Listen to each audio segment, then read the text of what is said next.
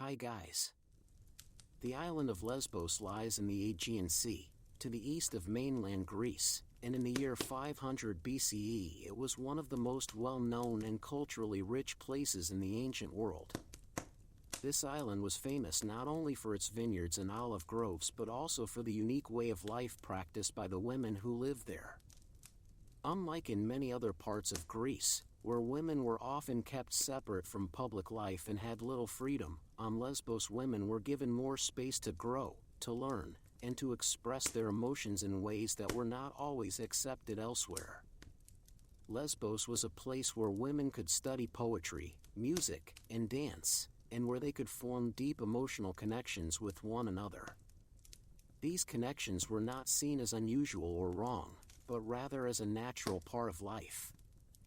In fact, the term lesbian comes from the name of this island, because it was here that women were known to love each other in a way that went beyond friendship. Over time, this kind of love became known as lesbian love, and it was first recorded in the writings of poets and historians who lived during this period. The largest and most important city on the island was Mytilene, which was home to many wealthy families, teachers, poets, and musicians. Life in Mytilene was peaceful compared to other Greek cities, where wars and political struggles were common. On Lesbos, more attention was given to culture, music, and poetry than to politics or military affairs.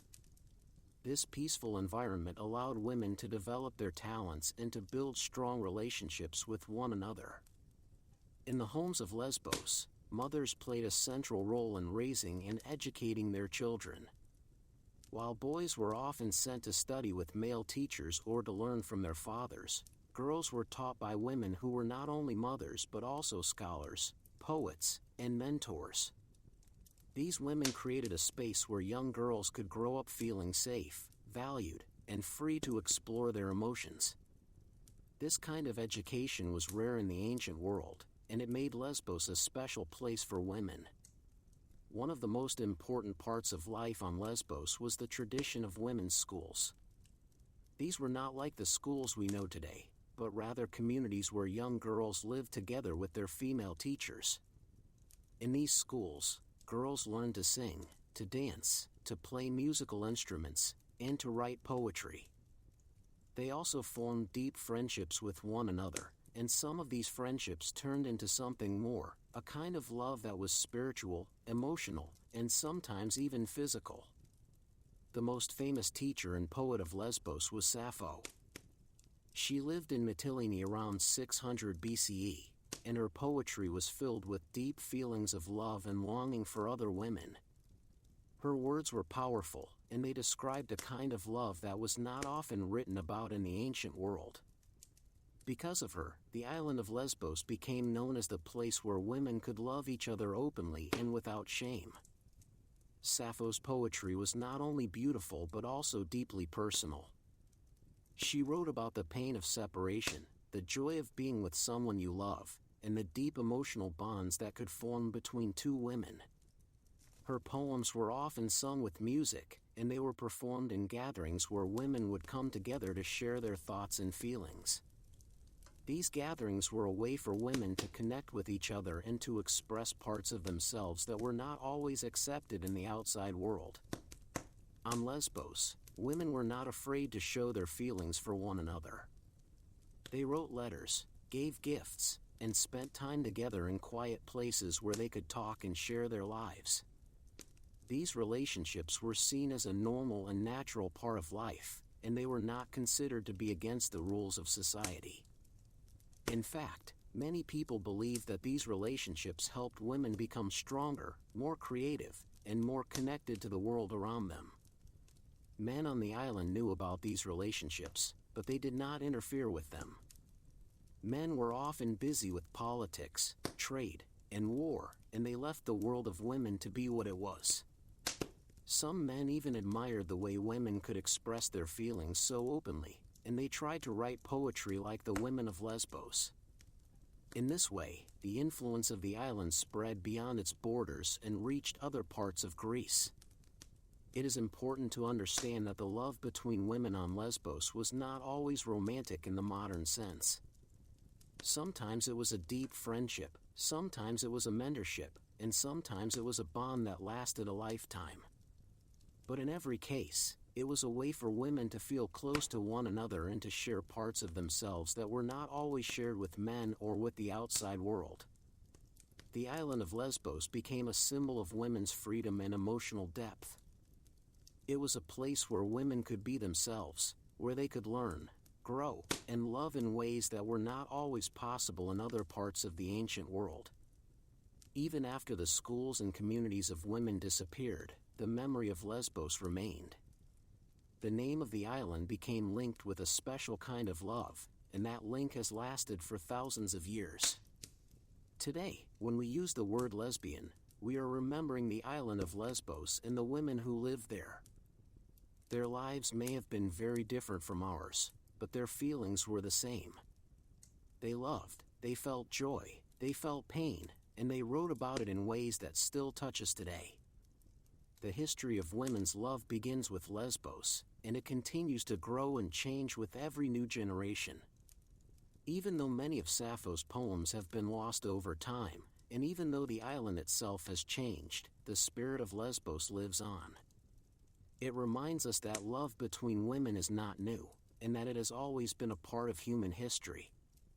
It also reminds us that there are places in the world where people can be free to feel and to love without fear.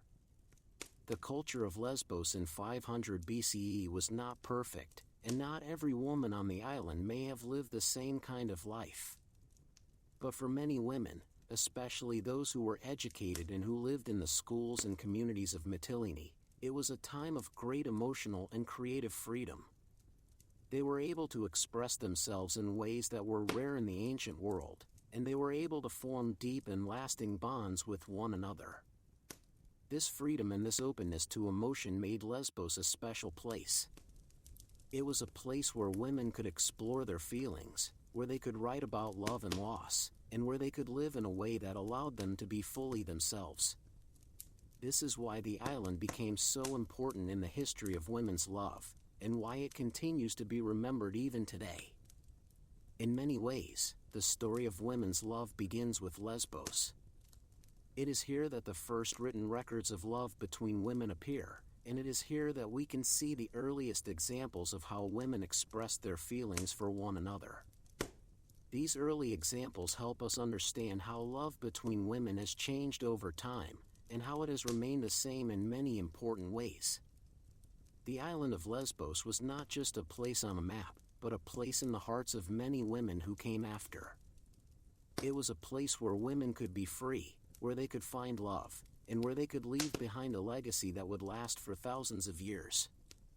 That legacy is still with us today, and it reminds us that love between women has always been a part of the human story.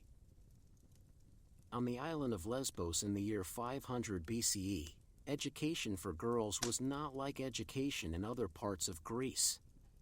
In many Greek cities, girls were not taught to read or write, and they were not given the chance to study music, poetry, or dance.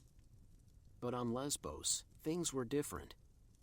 Here, girls were taught by women who were not only mothers and teachers, but also poets, musicians, and leaders in their own right.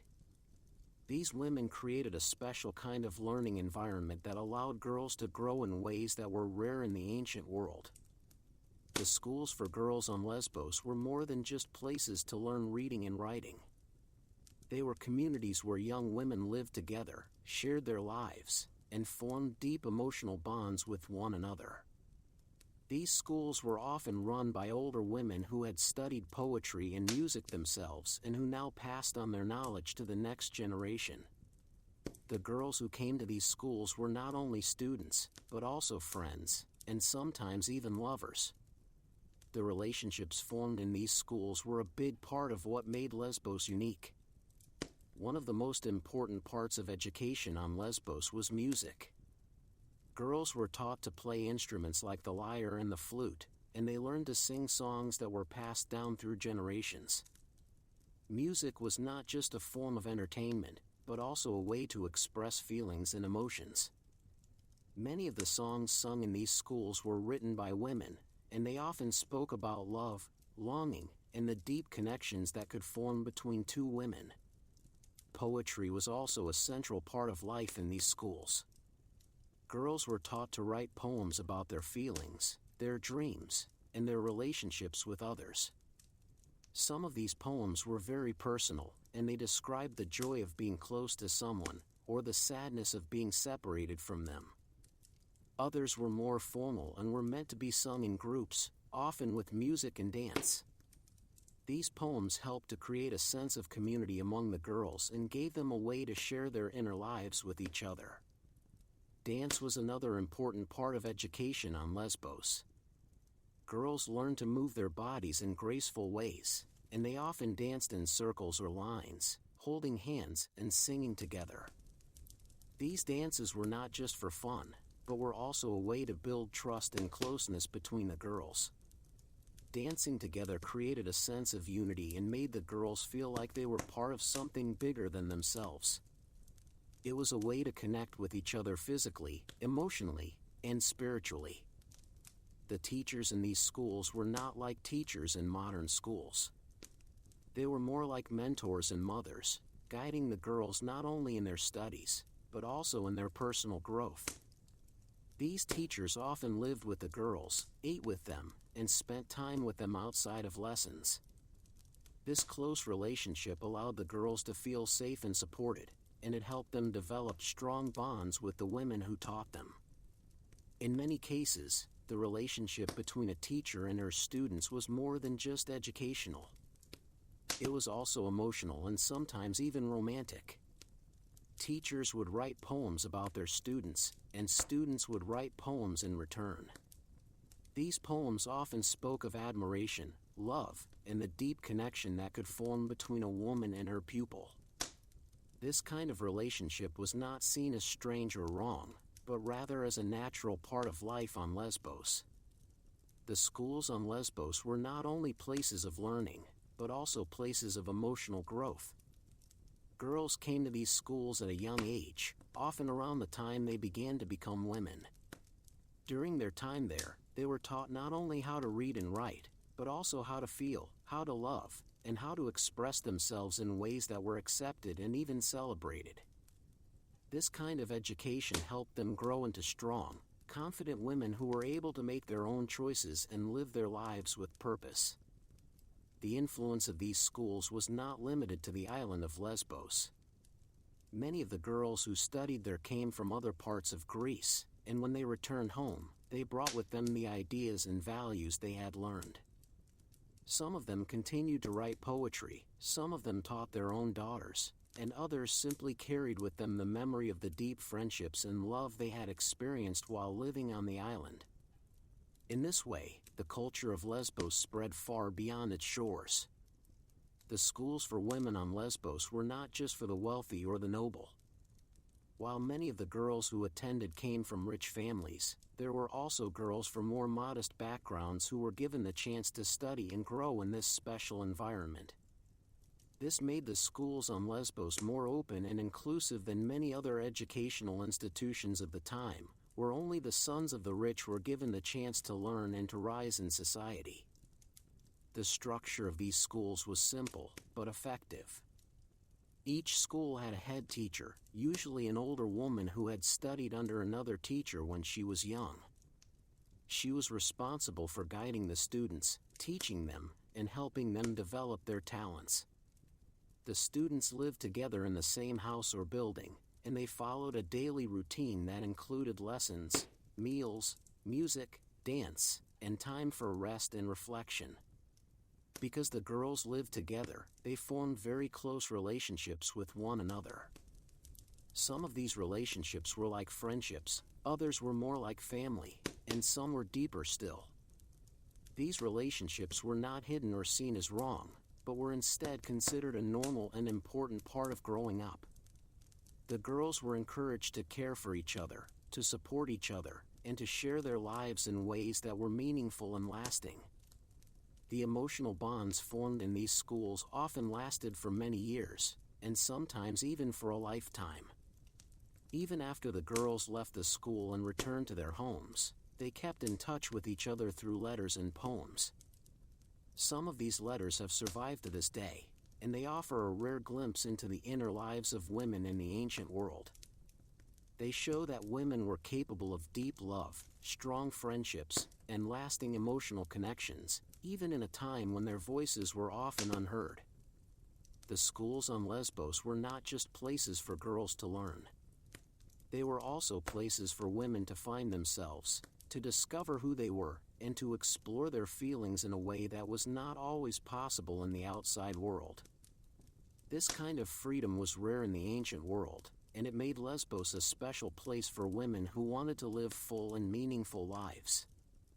Over time, the schools on Lesbos became known throughout Greece, and many people came to the island to see them for themselves. Some came to study, others came to write about them, and still others came simply out of curiosity. The island became a center of culture and learning, and it was known for its women, its poetry, and its unique way of life. Even though the schools on Lesbos eventually disappeared, their legacy lived on. The idea that women could learn, grow, and love each other in a way that was accepted and even celebrated continued to influence people for many years to come. And even today, when we think about the history of women's education and the history of women's love, we remember the island of Lesbos and the special schools that once existed there. In many ways, the schools on Lesbos were ahead of their time.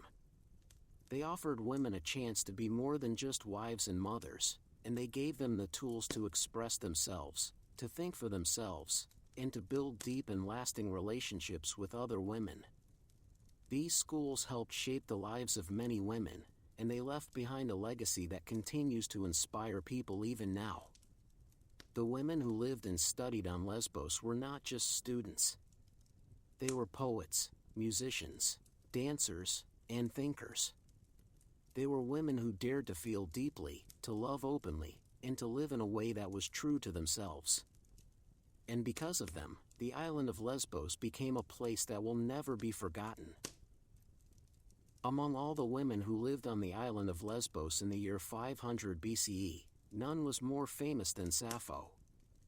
She was not only a poet, but also a teacher, a mentor, and a woman whose words reached far beyond her own time. Her poetry was filled with emotion, and it described a kind of love that was rarely spoken of so openly in the ancient world. Because of her, the island of Lesbos became known as the place where women could love each other in ways that were deep, meaningful, and beautiful. Sappho lived in the city of Mytilene, which was the largest and most important city on Lesbos. She was born around the year 630 BCE, and she lived during a time when music, poetry, and dance were highly valued. She was not a queen or a noblewoman, but she was respected by many people because of her talent and the way she expressed her feelings through words. Her poems were often sung with music, and they were performed in gatherings where women came together to share their lives and emotions. Sappho was known for the way she wrote about love, and especially for the way she wrote about love between women. Her words were full of longing, joy, sadness, and hope, and they showed that women could feel deeply about each other. Some of her poems were about the happiness of being close to someone, while others were about the pain of being separated from the one you loved. These feelings were not always easy to express, but Sappho found a way to put them into words that could be understood and felt by others. She was also a teacher, and many young women came to study with her. In her school, girls learned to sing, to dance, and to write poetry, just like in other women's schools on the island. But Sappho's school was special because of the way she connected with her students. She wrote poems about them, and they wrote poems about her. These poems were not just lessons or exercises, they were expressions of real feelings, and they helped create a bond between teacher and student that was very strong. Some people believe that Sappho's relationships with her students were more than just educational. They believed that she loved some of her students in a way that was not only spiritual or emotional, but also romantic. This idea was not considered shocking or wrong in her time, especially on Lesbos, where love between women was seen as a natural part of life. But after her death, some people tried to change the way she was remembered, and they tried to make her seem less important or even controversial. Despite these attempts, Sappho's poetry survived, and it continued to be read and admired by many people. Her words were copied by hand, passed from one person to another, and studied by poets and scholars for centuries. Some of her poems were lost over time, but even the pieces that remain give us a powerful sense of who she was and what she believed. Her writing was not only beautiful, but also deeply human, and it spoke to the heart in a way that few other poets could. Because of her, the word lesbian came to be used to describe love between women. The name of the island where she lived became linked with this kind of love, and that link has lasted for thousands of years. Even today, when we use the word lesbian, we are remembering the island of Lesbos and the woman who made it famous. Her influence was not only on the women who lived at the same time as her, but also on generations that came long after she was gone. Sappho's poetry was often written in a form that was very personal. She used the first person, and she wrote about her own feelings and experiences. This made her poems feel close and real, as if she was speaking directly to the reader. Many of her poems were about women she loved, and they described the way she felt about them in a way that was honest and powerful.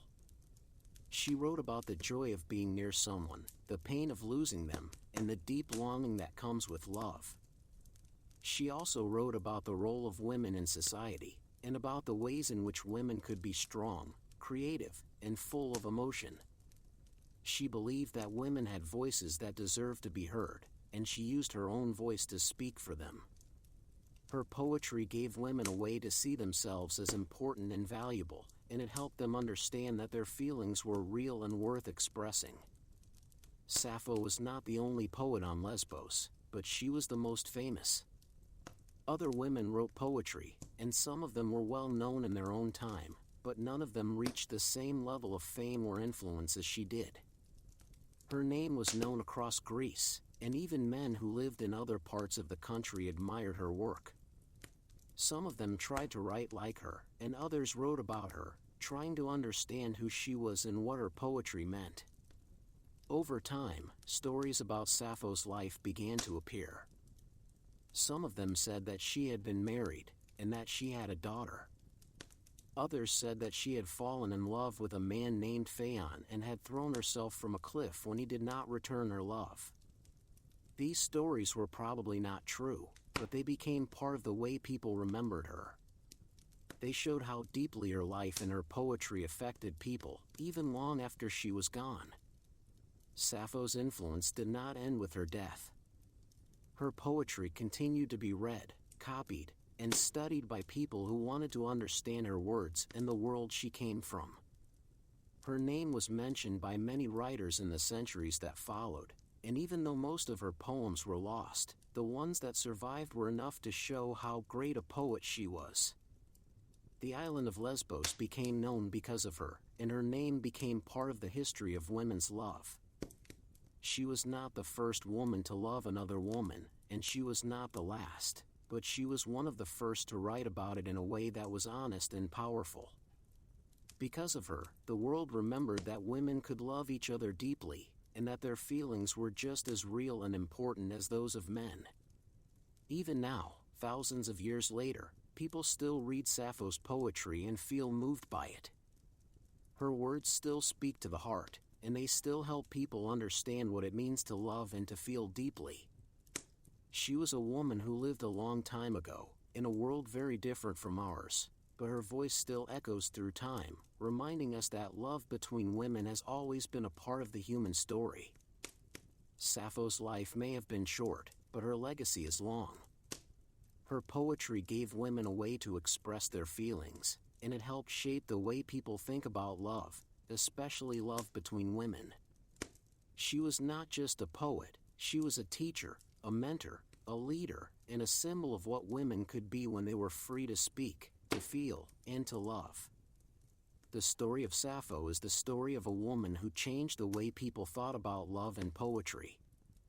It is the story of a teacher who touched the lives of many young women, and of a poet whose words have lasted for thousands of years. It is also the story of the island of Lesbos, and of the special place it holds in the history of women's love. On the island of Lesbos in the year 500 BCE, friendship between women was not just common, it was an important part of daily life. Women lived close to each other, worked together, learned from each other, and often shared their homes and their lives. These friendships were not only about companionship, but also about trust, support, and deep emotional connection. In many ways, these friendships were as strong as any other kind of relationship, and sometimes they were even stronger than marriage. In other parts of Greece, women were often kept apart from each other, especially once they were married. They were expected to stay in their own homes, to take care of their husbands and children, and to avoid forming close bonds with other women. But on Lesbos, things were different. Women were encouraged to spend time together, to talk, to share their feelings, and to build lasting relationships with one another. These relationships were not seen as strange or wrong, but as a normal and natural part of life.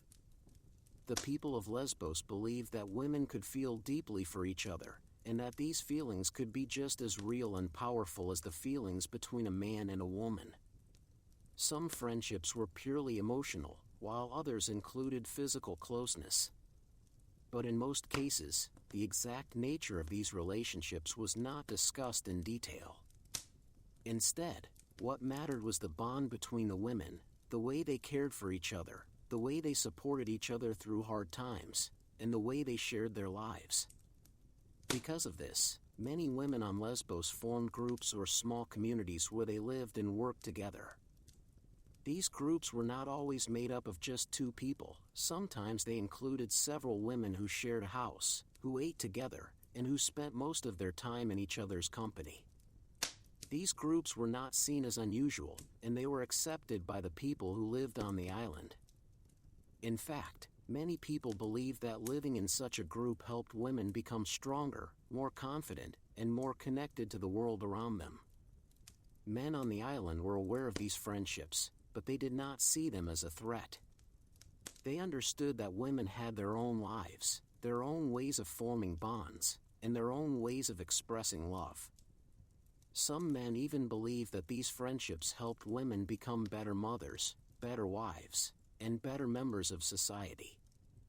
Others simply ignored them, because they were focused on their own lives, their own work, and their own relationships with other men.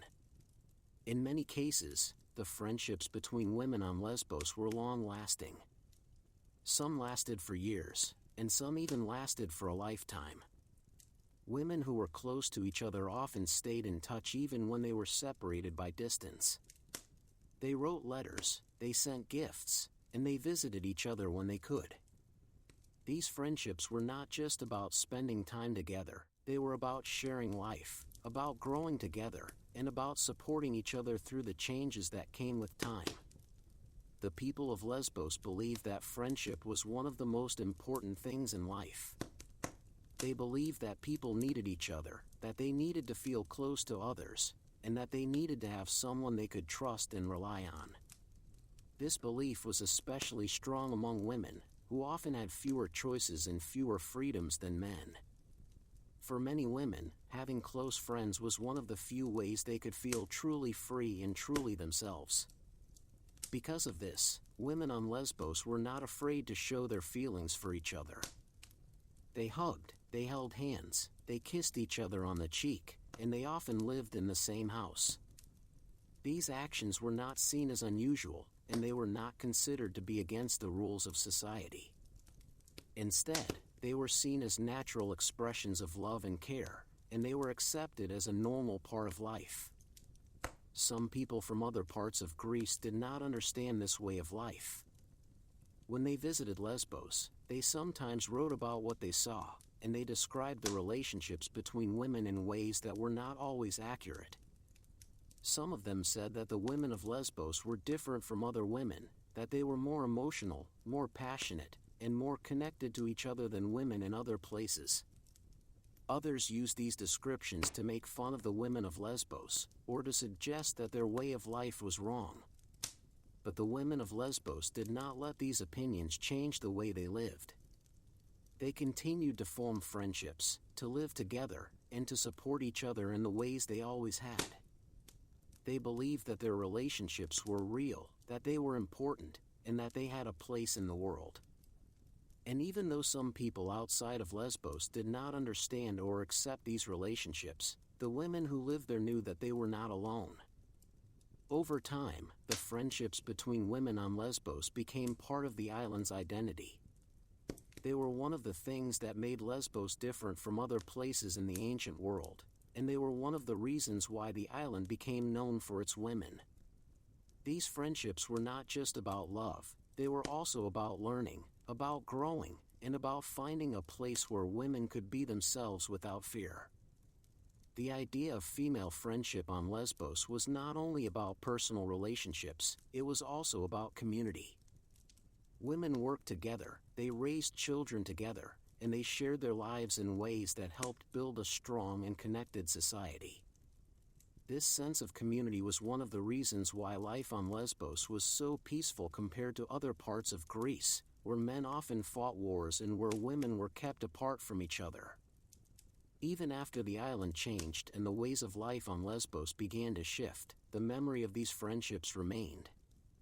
The idea that women could form deep and lasting bonds with each other continued to live on, and it became part of the larger story of women's love and friendship throughout history. The women of Lesbos were not the first to form such bonds, and they were not the last, but they were among the first to live in a place where those bonds were accepted and celebrated. In many ways, the friendships between women on Lesbos were ahead of their time.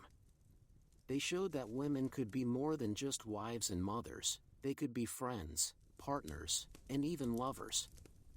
They showed that women could live together, care for each other, and build lives that were full of meaning and emotion. And they showed that love between women was not something new or strange, but something that had always been a part of the human experience. On the island of Lesbos in the year 500 BCE, women took part in many rituals and ceremonies that marked the different stages of their lives. These rituals were not only important for religious reasons, but also for personal and emotional growth. They helped women understand who they were, what their place was in the world, and how they could connect with other women in deep and meaningful ways. These ceremonies were often filled with music, poetry, and dance, and they gave women a chance to celebrate their lives together. One of the most important rituals for young girls was the ceremony that marked the change from childhood to womanhood.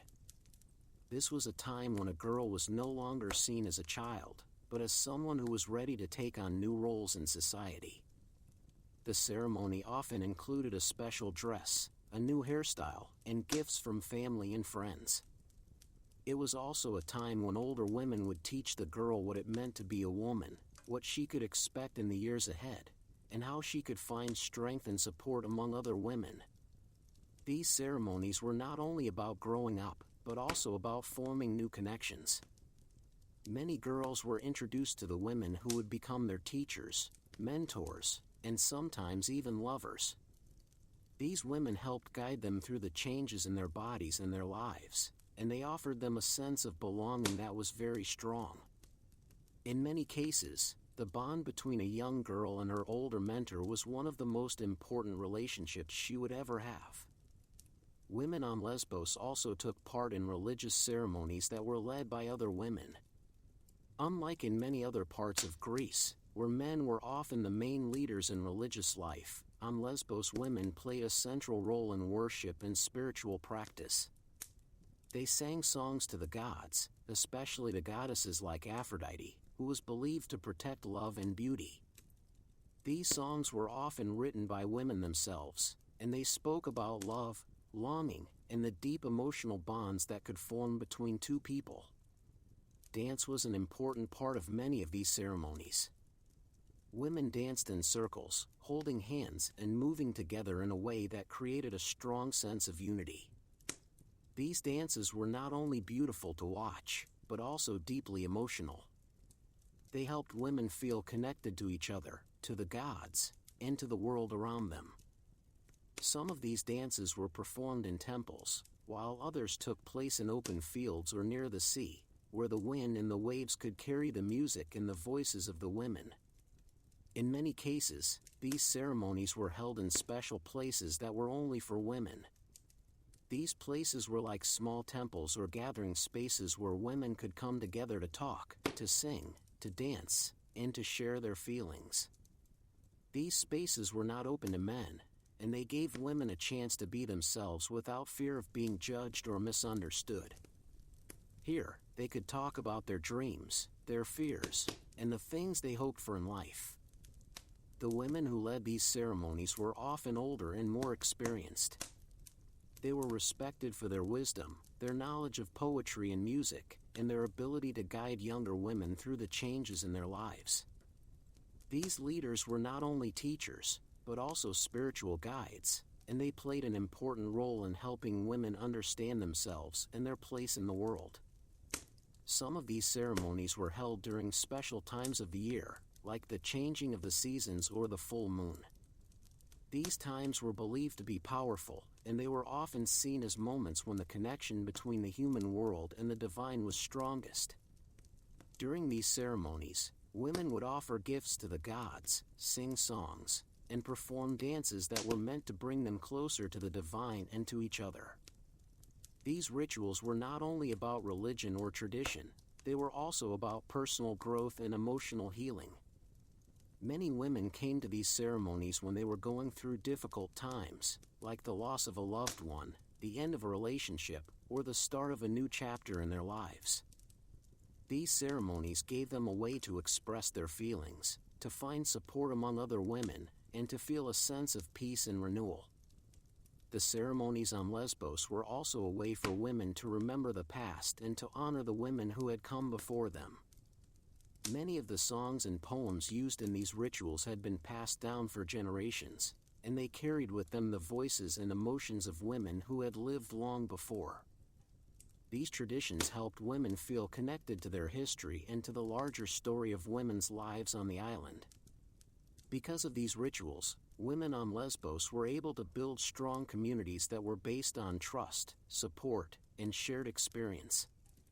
These communities were not only places where women could learn and grow, but also places where they could find comfort, friendship, and love. The rituals and ceremonies that took place on the island helped create a sense of belonging that was very deep and very real.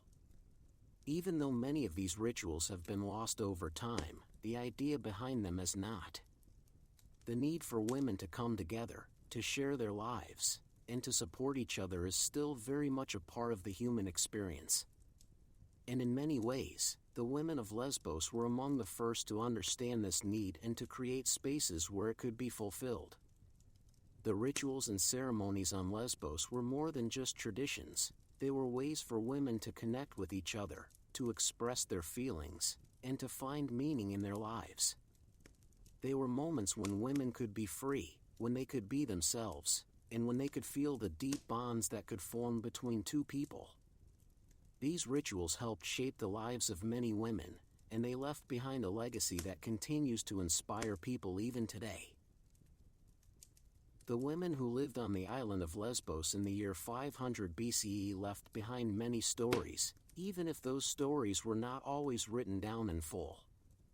Some of these stories came to us through the poems of Sappho, while others were passed on by historians, writers, and travelers who visited the island and wrote about what they saw.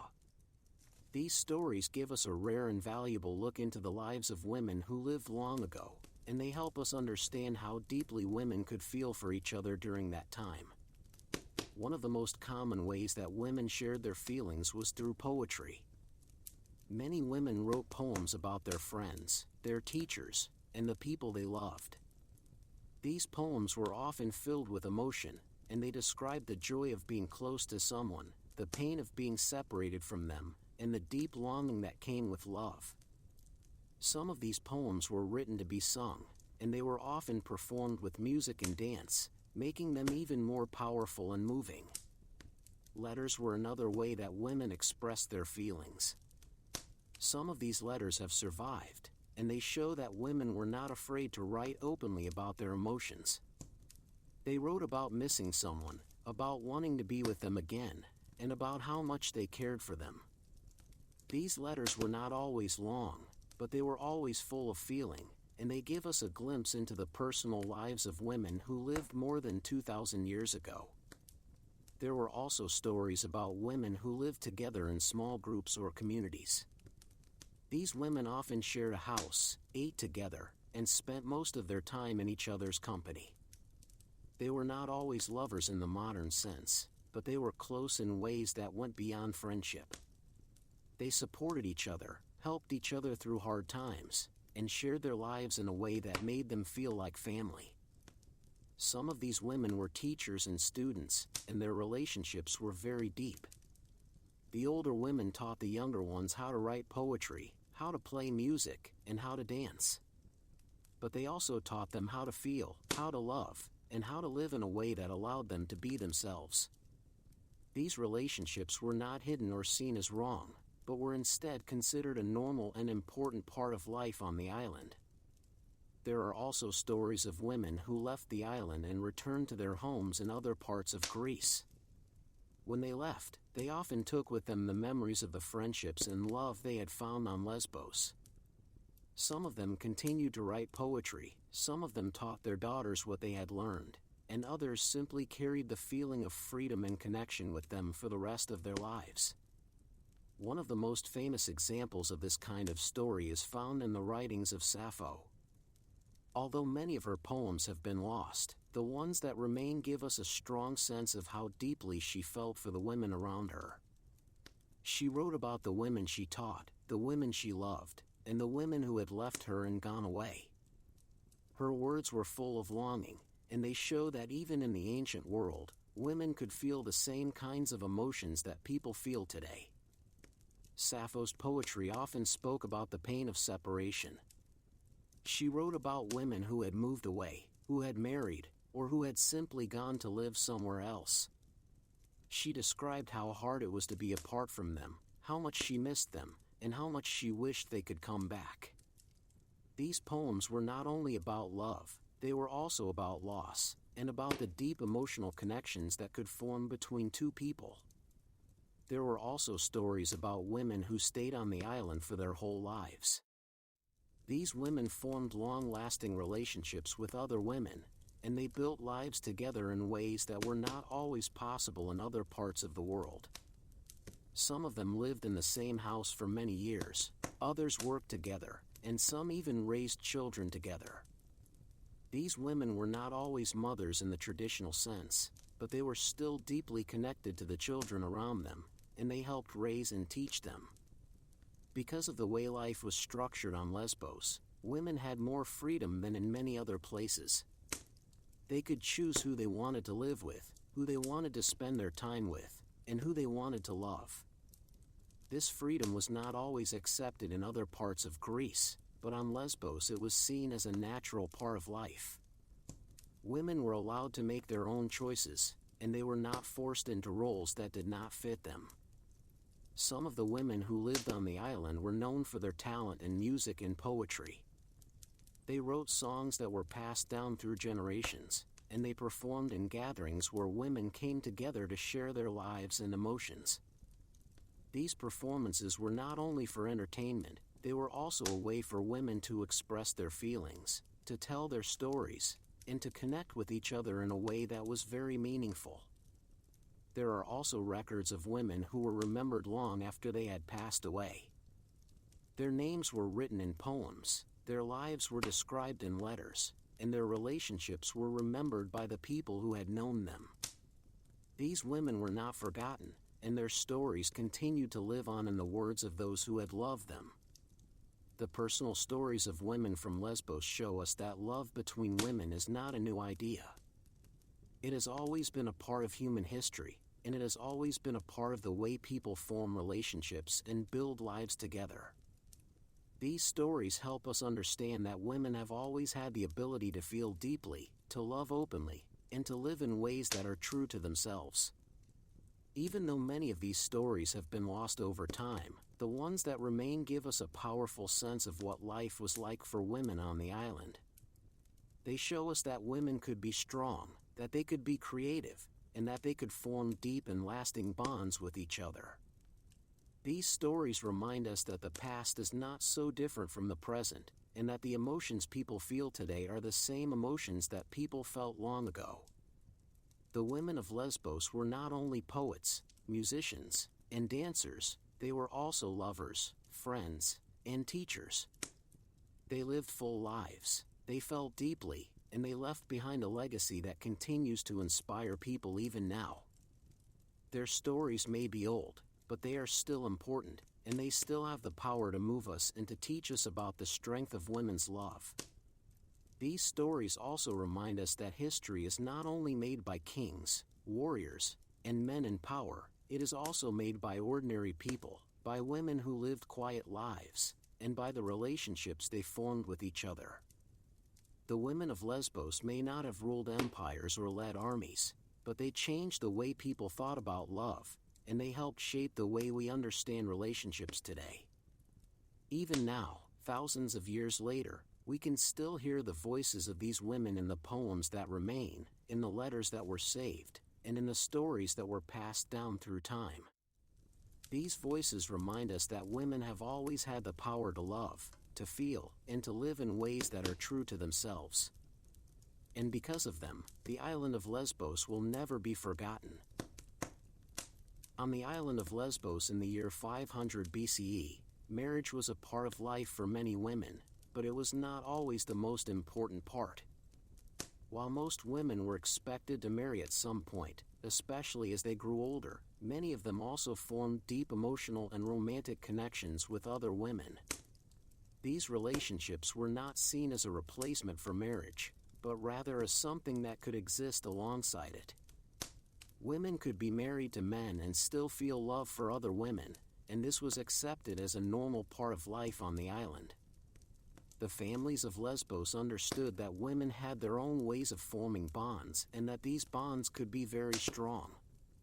Some families even encouraged their daughters to spend time with older women who could teach them about life, love, and poetry. These older women were not just teachers, they were also mentors, friends, and sometimes even lovers. The relationships formed between young women and their mentors were not seen as wrong or unnatural, but as a part of growing up and learning about the world. Marriage on Lesbos was often arranged by families, just as it was in other parts of Greece. Women were usually married at a young age, sometimes as early as 15 or 16, and they were expected to move in with their husband's family after the wedding.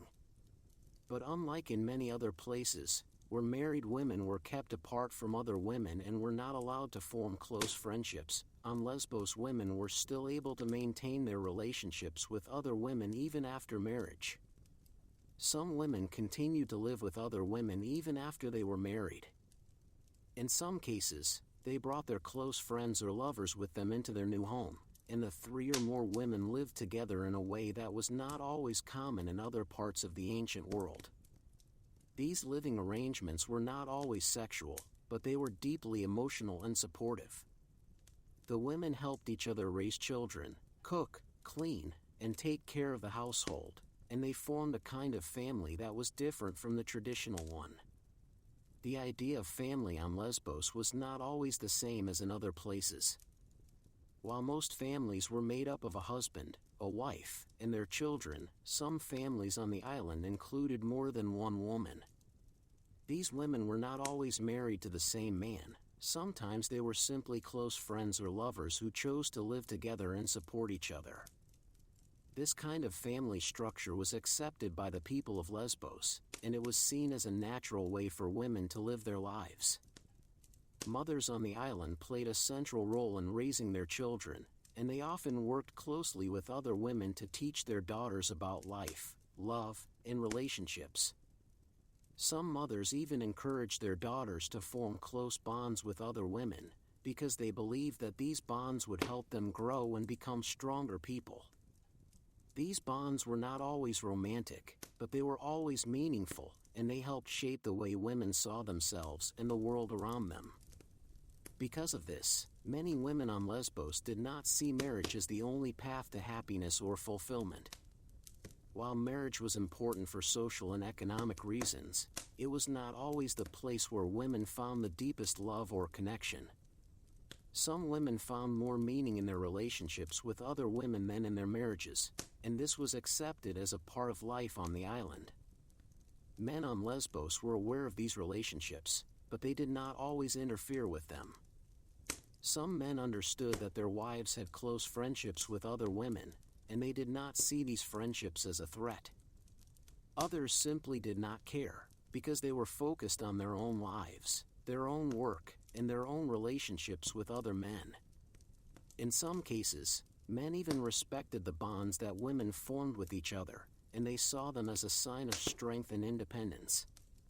The people of Lesbos believed that women could have more than one kind of love in their lives. They could love their husbands, they could love their children, and they could also love other women. These different kinds of love were not seen as conflicting with each other, but as parts of a full and meaningful life. This belief made the island different from many other places in the ancient world, where women were often expected to love only their husbands and to avoid forming deep emotional bonds with other women. In many cases, the relationships between women lasted longer than marriages. Some women were married only for a short time, while their friendships or romantic relationships with other women lasted for many years, or even for a lifetime. These relationships were not always easy, and they sometimes faced challenges from outside forces, but they were often more lasting and more meaningful than the relationships women had with men. Even though marriage was a part of life for most women on Lesbos, it did not always define who they were. Many women continued to write poetry, to sing, to dance, and to form deep emotional connections with other women long after they were married. Some of them even continued to live in the same communities or schools where they had grown up, and they remained close to the women who had been their friends or lovers since they were young. Because of this, the island of Lesbos became known as a place where women could live full and complex lives. They could be wives, mothers, poets, musicians, and lovers all at once. They could form deep emotional bonds with other women, and they could live in ways that were not always possible in other parts of the ancient world. This freedom and this openness to emotion made Lesbos a special place for women. Even after the island changed and the ways of life on Lesbos began to shift, the memory of these relationships remained. The idea that women could form deep and lasting bonds with each other continued to live on, and it became part of the larger story of women's love and friendship throughout history. The women of Lesbos were not the first to form such bonds, and they were not the last, but they were among the first to live in a place where those bonds were accepted and celebrated. The relationships between women on Lesbos were more than just personal, they were also cultural and historical. They helped shape the way people thought about love, and they gave women a way to express their feelings in a world that often tried to silence them. These relationships showed that women could be more than just wives and mothers, they could be friends, partners, and even lovers. And they showed that love between women was not something new or strange, but something that had always been a part of the human experience. As the island of Lesbos grew in fame, its culture began to spread beyond its shores and reach other parts of the ancient world. The island was known not only for its beautiful landscapes and peaceful way of life, but also for the way women lived and loved in ways that were different from what was common in other parts of Greece.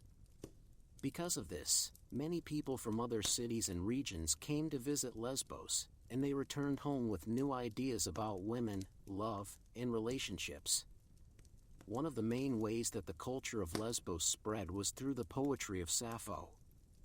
Her words were copied by hand and shared among people who loved poetry and music.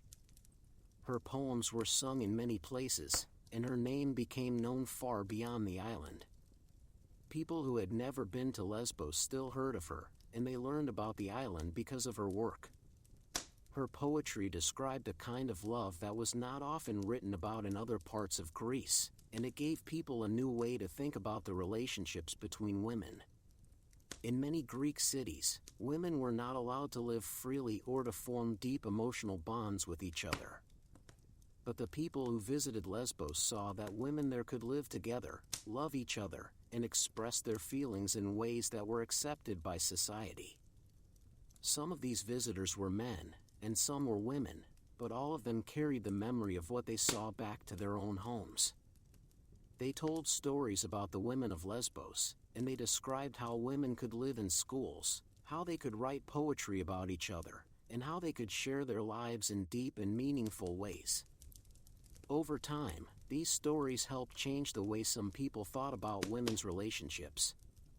In some places, women began to form closer friendships, and some of them even tried to copy the way women lived on Lesbos. They wrote poems about each other, they formed small groups where they could talk and sing together, and they tried to live in ways that gave them more freedom. These changes were not always accepted, especially in places where men controlled most of society, but they showed that the ideas from Lesbos had the power to influence people even far away. The island was also known for its music and dance, and these arts helped spread its culture to other places. Women from Lesbos sometimes traveled to other cities to perform, and when they did, they brought with them their songs, their dances, and their way of expressing emotions. These performances were not only for entertainment, they were also a way for women to connect with each other and to show that they could feel deeply and express themselves in beautiful ways.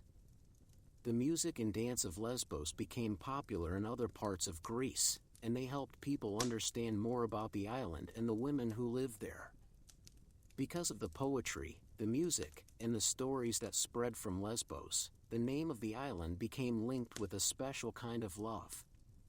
People began to use the word lesbian to describe love between women, even if they had never been to the island themselves. This word came from the name of the island, and it became a way to talk about a kind of love that was not always easy to describe in other words. Even though many people did not fully understand what life was like on Lesbos, they knew that the island had something to do with women who loved each other in deep and lasting ways. The way people in other places thought about Lesbos was not always the same. Some people admired the island and saw it as a place of freedom and beauty, where women could live in ways that were not possible elsewhere. Others looked at it with curiosity, and some even with suspicion or criticism. There were people who did not agree with the way women lived on the island, and they wrote about it in ways that were not always fair. Some of them said that the women of Lesbos were too emotional, too free, or too different from other women. But even these criticisms showed that people were paying attention to the island and that it had become an important part of the way people thought about women and love. In some cases, the influence of Lesbos reached beyond Greece and touched other cultures. Travelers from far away came to the island, and they took what they learned back to their own lands. Some of them wrote about what they saw, and others simply carried the memory of the island with them. These stories helped spread the idea that women could form deep emotional bonds with each other, and that these bonds were a natural part of life. Even in places where women were not allowed to live freely, the idea of Lesbos remained as a symbol of what was possible. The schools for women on Lesbos also had a lasting influence. Many of the girls who studied there came from other parts of Greece, and when they returned home, they brought with them the ideas and values they had learned. Some of them continued to write poetry, some of them taught their own daughters, and others simply carried the memory of the island with them for the rest of their lives.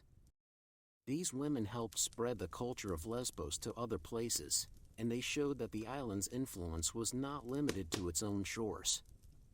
Because of the way the culture of Lesbos spread, the island became more than just a place on a map. It became a symbol of freedom, love, and the power of women to live their lives in their own way. Even though many of the details about life on the island were lost over time, the idea of Lesbos remained. It became a place that people remembered, a place that inspired poetry and music, and a place that changed the way people thought about women and their relationships. The influence of Lesbos also showed that ideas can travel far beyond the places where they begin. Even though the island was small, its culture had a big impact on the world around it.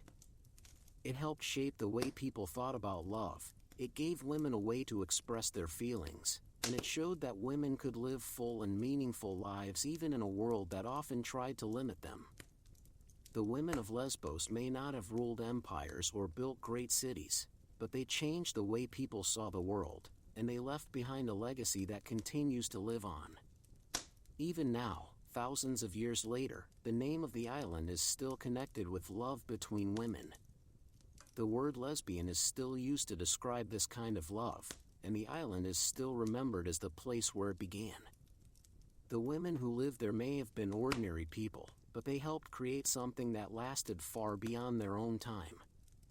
Their lives, their poetry, and their relationships continue to inspire people even today, and they remind us that love between women has always been a part of history. The culture of Lesbos was not just about love, it was also about freedom, expression, and the power of women to shape their own lives. It was a culture that gave women space to grow, to feel, and to love in ways that were not always possible elsewhere. And because of that, the island of Lesbos will never be forgotten. As time passed, the way people thought about love between women began to change. What had once been accepted and even celebrated on the island of Lesbos slowly became less understood and, in some places, even discouraged. These changes did not happen all at once, but rather over many years, as new ideas, new leaders, and new beliefs began to shape the way people saw the world. The freedom that women had once enjoyed on Lesbos became harder to find, and the deep emotional bonds between women were no longer always seen as normal or natural. One of the reasons for this change was the rise of new political and religious ideas. In many parts of Greece, and especially in cities like Athens, the role of women in society became more limited. Laws were made that kept women from living together in schools or forming close relationships with other women outside of marriage. Women were expected to spend more time in the home, to take care of their husbands and children, and to avoid forming deep emotional connections with other women. These changes made it harder for women to live the way they once had on Lesbos. Religious beliefs also played a role in how people saw love between women. As new gods and new moral codes became more important, some of the older traditions that had allowed women to form close bonds with each other began to fade. In some places, the idea that women could love each other in deep and meaningful ways was seen as something that went against the rules of society. These ideas were not always the same everywhere, but they did affect the way many people thought about women and their relationships.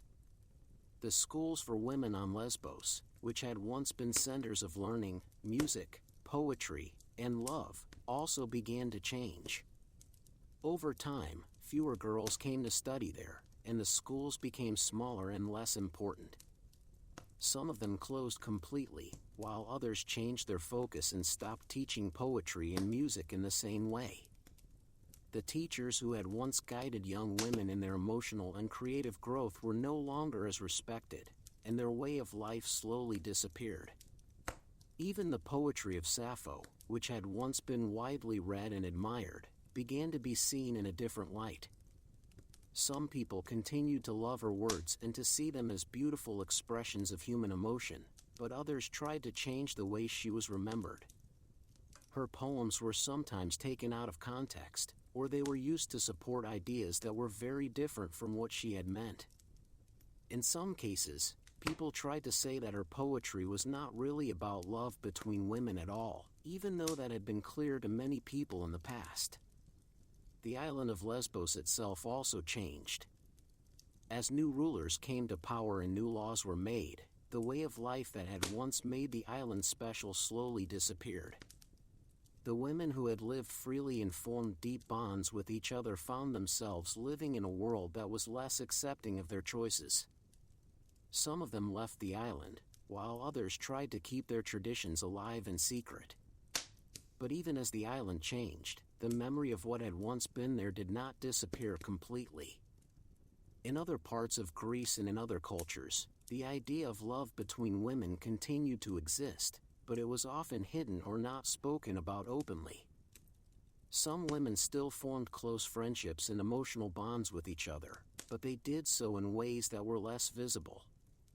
They wrote letters instead of poems, they lived together in ways that looked like friendship rather than love, and they found ways to express their feelings without drawing attention to themselves. These women were not always free to live the way they wanted, but they still found ways to love and to care for each other. Over time, the word lesbian continued to be used, but the meaning behind it changed. In some places, it was used in a way that was not always kind, and it was sometimes used to make fun of women who did not follow the usual rules of society. But even when the word was used in a negative way, it still carried with it the memory of the island of Lesbos and the women who had once lived there. It was a reminder that love between women had always been a part of history, even if it was not always accepted. As centuries passed, the story of Lesbos and the women who lived there became more of a legend than a real part of history. Some people forgot where the word lesbian had come from, and some people did not know that it had once been linked to a real place and a real way of life. But the idea of women loving each other did not disappear. It continued to exist in secret, in letters, in poems, and in the lives of women who found each other even when the world around them did not understand them. Even though the schools on Lesbos were gone and the way of life that had once made the island special had changed, the feelings that had been so common there were still very real. Women still felt love, they still felt longing, and they still formed deep emotional bonds with each other. These feelings did not disappear just because society changed, they simply found new ways to exist, and they continued to shape the lives of women for many years to come. The story of how the perception of female love changed over time is not a simple one. It is a story of loss and of memory, of silence and of hidden voices. It is a story of how some ideas are forgotten while others are remembered, and of how the way people see the world can change with time. But even in the face of these changes, the legacy of the women of Lesbos remained. It remained in the word that was used to describe love between women, in the poetry that was still read, and in the quiet lives of women who continued to love each other even when no one else knew. The women of Lesbos may not have been able to stop the changes that came with time, but they left behind something that could not be erased. They left behind a history of love, of freedom, and of the deep emotional bonds that could form between women. And even though the world around them changed, the memory of what they had once created on the island never truly disappeared.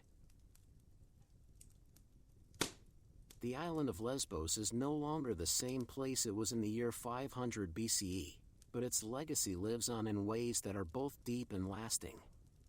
The women who lived there, the poetry they wrote, the music they sang, and the love they shared all helped shape the way people think about women and their relationships. Even though the island has changed, and even though many of the details of daily life there have been lost, the memory of what happened on Lesbos has not disappeared.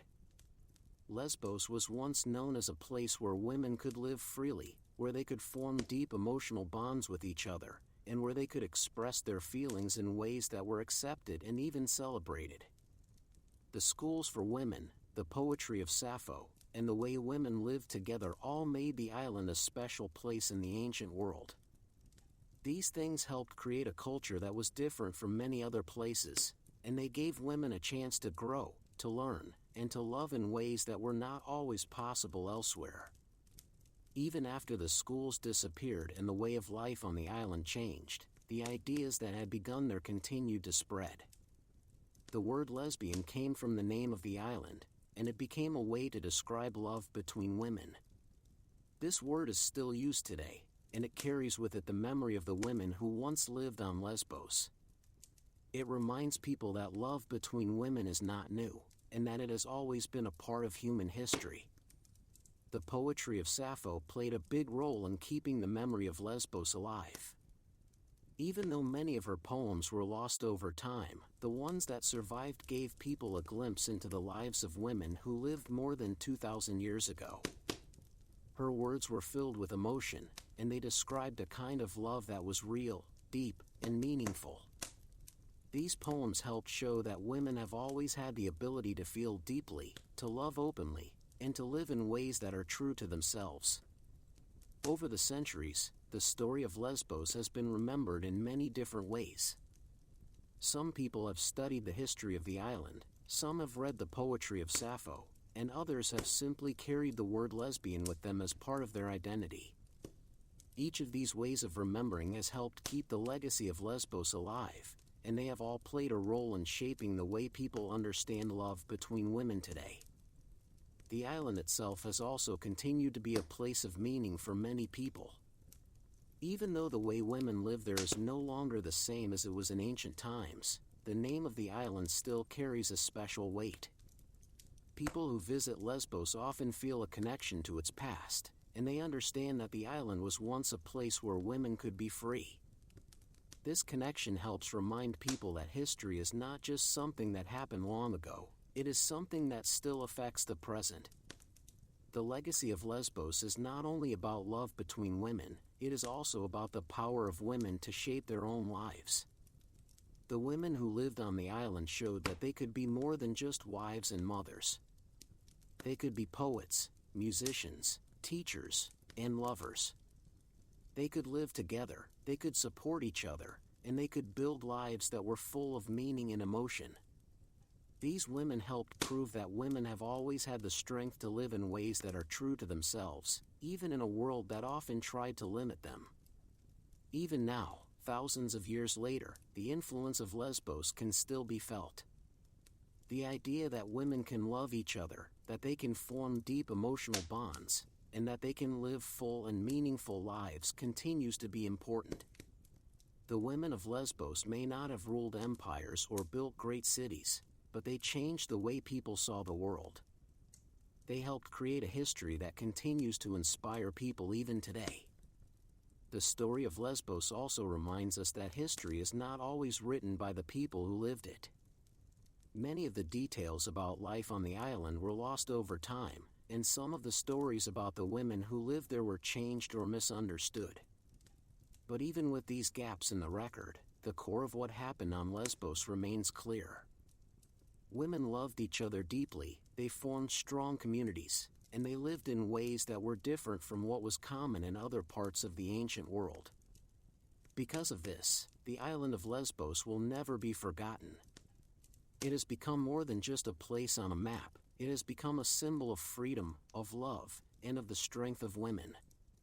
The women who lived there may have been ordinary people, but they helped create something that lasted far beyond their own time. Their lives, their poetry, and their relationships continue to inspire people even today. The legacy of Lesbos also shows that the past is not always separate from the present. The way people think about love, the way they understand relationships, and the way they see women's roles in society have all been shaped by the history of the island. Even people who have never heard of Lesbos may still be affected by the ideas that began there. These ideas have traveled far beyond the island, and they continue to shape the way people live their lives today. In many ways, the story of Lesbos is still being written. Every time a woman reads the poetry of Sappho, every time someone learns about the history of the island, and every time a person chooses to live in a way that is true to themselves, the legacy of Lesbos continues. The island may be small, but its influence is large, and it has helped shape the way people understand love, freedom, and the power of women to live their lives on their own terms. The women of Lesbos were not just part of history, they helped create it. They showed that love between women is real, that it is powerful, and that it has always been a part of the human experience. Their story may be old, but it is still important, and it still has the power to move us and to teach us about the strength of women's love. Even now, thousands of years after the women of Lesbos first sang their songs and wrote their poems, their voices can still be heard. They remind us that love between women has always existed, that it has always mattered, and that it will always be a part of the human story.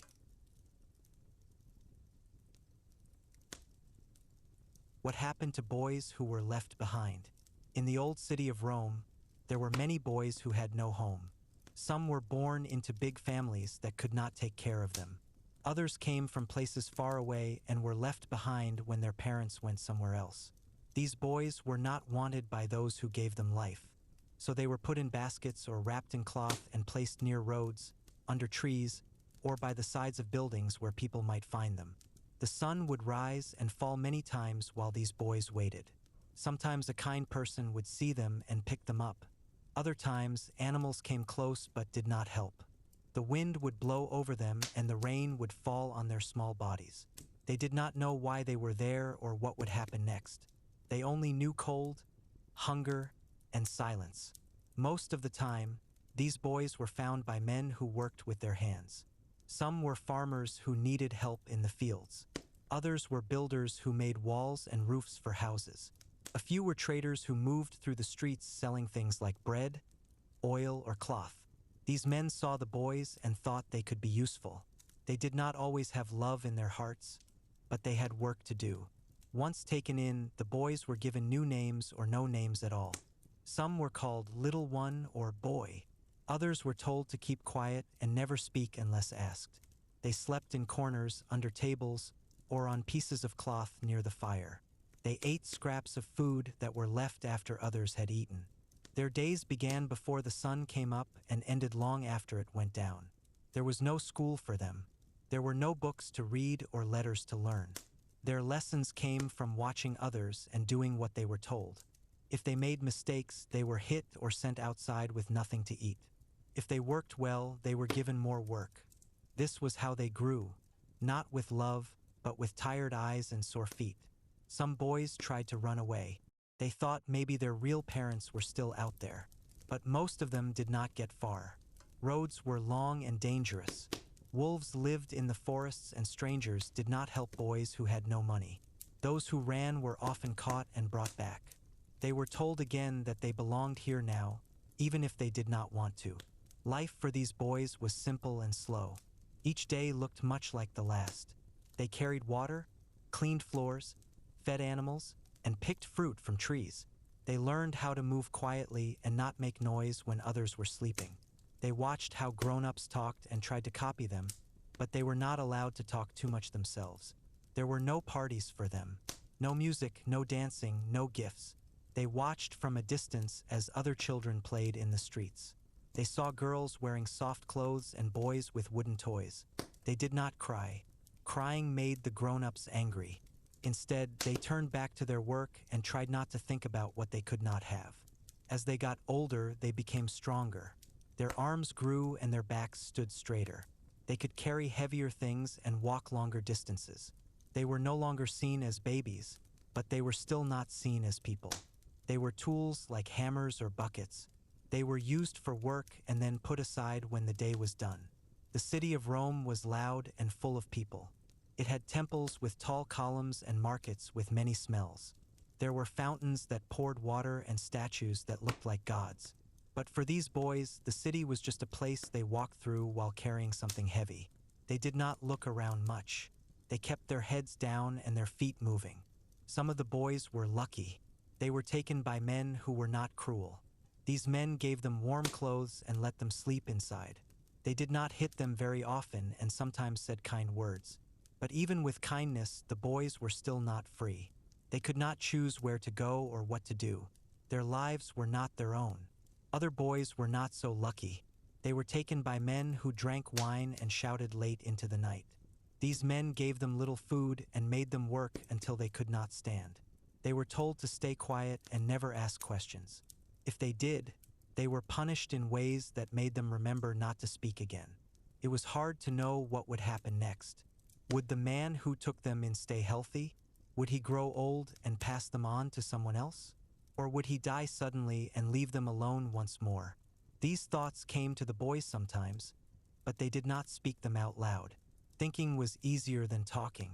The sky above Rome was wide and blue during the day. At night, it was black and filled with stars.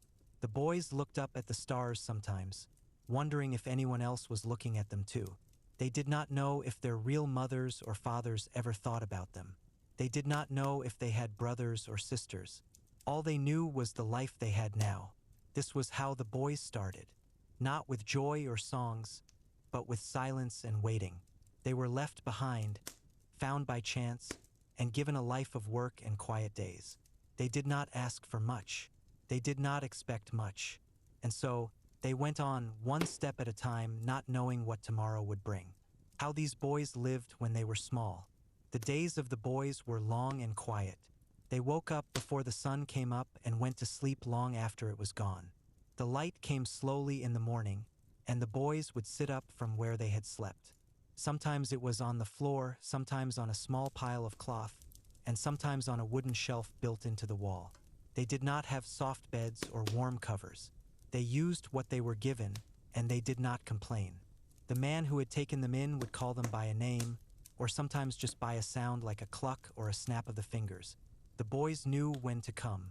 They walked with bare feet across the cold floor and stood near the door or the fire.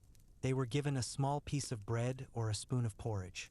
It was not much, but it was enough to keep them moving. The first thing they did was bring water.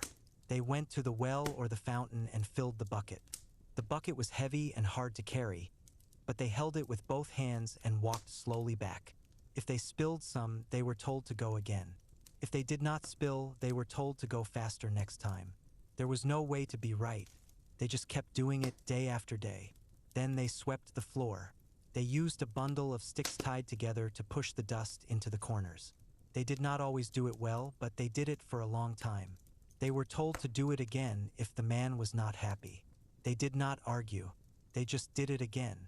The animals needed food and water too. The chickens had to be fed, the goats had to be milked, and the pigs had to be given scraps. The boys learned how to do these things by watching and by doing. If they did not learn fast enough, they were hit. If they did learn, they were given more work. There was no praise, only more things to do. They ate again at midday. It was not much different from the morning. A piece of bread, a small bowl of soup, or a few pieces of fruit if it was the season. They sat on the ground or on a low stone. They did not talk much. Talking was not allowed unless they were asked a question. So they ate in silence and looked at the ground. After eating, they went back to work. They carried wood, cleaned tools, or watched over the animals. They walked in the sun and got hot. They walked in the shade and got cold. Their clothes were worn and torn. They were given what was left from others. Sometimes it fit, sometimes it did not. They wore it anyway. They had no toys. They had no games. They watched the other children play from a distance. They did not go near them. They were not invited. They did not ask. They just watched and went back to their work. The man who had taken them in was not always kind. He was not always mean either. He was just there. He gave them orders and watched them work. He did not talk to them much. He did not ask how they felt. He did not care if they were tired or sore. He only cared if the work was done. At night, they sat near the fire and watched the flames. The man drank wine and spoke to others. The boys did not speak. They listened and tried to understand the words. Some of the words were hard. Some of them were not. They did not ask what they meant. They just listened. They did not have stories read to them. They did not have songs sung to them. They had silence and the sound of the wind. They looked at the sky and saw the stars. They did not know the names of the stars. They did not know what they meant. They just looked and thought, even if they did not say what they thought. They went to sleep in the same place they woke up. They curled up and closed their eyes. They did not dream much. When they did, they dreamed of work and silence. They dreamed of carrying water and sweeping floors. They dreamed of walking and not stopping. This was how they lived when they were small. Not with joy, not with sadness, but with quiet and work. They did not ask for more. They did not expect more. They just kept going one day at a time. Who took care of the boys and why? The boys were taken in by many kinds of men. Some were old and slow, others were young and strong. Some lived alone, others had families of their own. The boys did not know why they were chosen. They only knew that someone saw them and decided to bring them home. Most of the time, it was a man who needed help. He might have been a farmer who worked the land from morning until night. He grew wheat or barley and kept goats or chickens. He could not do all the work alone. His back hurt, his hands were sore, and he needed someone small to run errands or watch the animals. When he found a boy, he brought him in without much thought. Other times, the man was a worker in the city. He built walls, fixed roofs, or made tools out of metal. He had no sons of his own, or his sons had grown up and left. He needed someone to carry things for him, to sweep the floor, to clean the tools when the day was done. A boy was easy to train and did not ask for much. There were also men who ran small shops. They sold bread, oil, or cloth. They needed someone to stand behind the counter and hand things to customers. They needed someone to sweep the floor and close the shutters at night. A boy could learn to do this with time and practice. Some of the men were soldiers who had come back from far places. They had fought in battles and seen many things. Now they lived quietly and wanted less noise, not more. But they still needed help around the house. A boy could be useful for simple tasks like fetching water or feeding the dog. A few of the men were priests who served in temples. They did not live with families, but they still needed help. Someone had to light the candles, sweep the steps, and bring fresh flowers to the statues of the gods. A quiet boy who did not speak too much was just right for this kind of life. There were also men who were not kind. These men took boys for other reasons. They made them work very hard and gave them little food. They did not care if the boys were tired or cold. They only cared if the work was done on time. These men often lived in small houses near the edge of town. Their homes were dark and smelled of old smoke and wet clothes. The boys who lived there woke up early and went to sleep late. They did not talk much. Talking was not allowed unless they were asked a question. Some of the boys were given to rich men. These men had big houses and many workers. They did not take the boys themselves, but they told someone else to find a boy and bring him in. The boys became servants in large homes. They cleaned floors, carried trays, and stood quietly while others ate. Life with these men was different. The food was better, and the clothes were warmer. But the rules were strict. The boys could not speak unless spoken to. They could not look people in the eye. They could not leave the house unless told to go somewhere. They were watched all the time. Not all the men were the same. Some were gentle and spoke in soft voices. Others were loud and angry. Most were somewhere in between. They were not cruel, but they were not kind either. They gave the boys a place to sleep and something to eat, but not much more than that. The boys did not ask questions about why they were taken in. They did not wonder if the man liked them or not. They only knew that they had a place now. It was not always a good place, but it was a place. And that was better than nothing. They learned to follow orders quickly.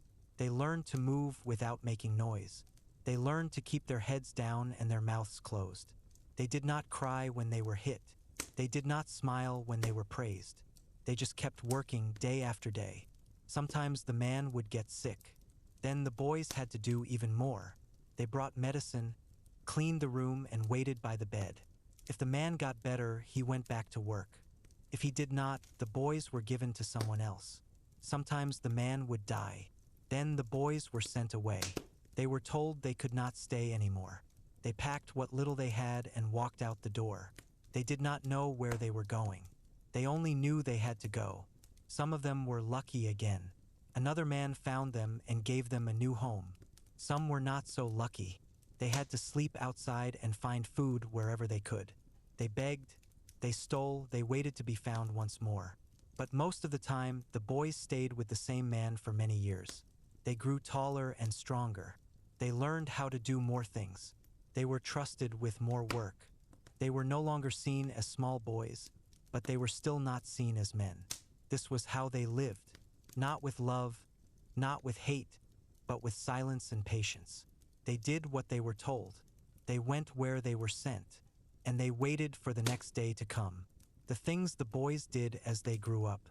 As the boys grew older, they started to do more work. When they were small, they only carried small things and cleaned small spaces. But now they were taller and stronger. Their arms could hold heavier buckets. Their legs could walk longer roads. Their backs could carry more wood. The man who had taken them in gave them new tasks. Some of the boys worked in the fields. They pulled weeds from between rows of crops. They dug holes for planting seeds. They stood in the sun for many hours and did not sit down until the day was done. Other boys stayed in the house or shop. They swept the floors again and again. They washed dishes with water that was sometimes warm and sometimes cold. They polished tables and dusted shelves. If there were customers, they watched them but did not speak unless told to. In the city, some boys worked with traders. They helped load carts with goods like fruit, bread, or cloth. They walked beside the carts as they moved through the streets. They called out to people, saying what was for sale and how much it cost. They learned to speak clearly and slowly so others could understand. Some of the boys worked near the docks. The ships came in every day and needed help unloading. The boys carried baskets full of fish, oil, or grain from the boats to the shore. Their hands became rough and calloused from the ropes and baskets. Their clothes got wet from the sea air and stayed damp most of the time. They woke up earlier than before. The days were long and the work never seemed to end. They were given a small piece of bread in the morning and another at midday. At night, there was soup or stew made from whatever was left. It was not always warm, but it filled their stomachs enough to keep going. There were no breaks for play. There were no holidays when they could rest. Every day was the same. Work in the morning, work in the afternoon, and more work at night if needed. The man who watched over them did not smile often. He only nodded if the work was done well. If it was not done well, he said nothing. He just gave them more work the next day. The boys did not talk about what they wanted to do when they were older. They did not dream of becoming soldiers, merchants, or teachers. Those jobs were for boys who had families and names. These boys had no names that mattered. They were known by what they could do, not by who they were. Sometimes they saw other boys their age walking with their fathers. The other boys wore clean clothes and had soft shoes.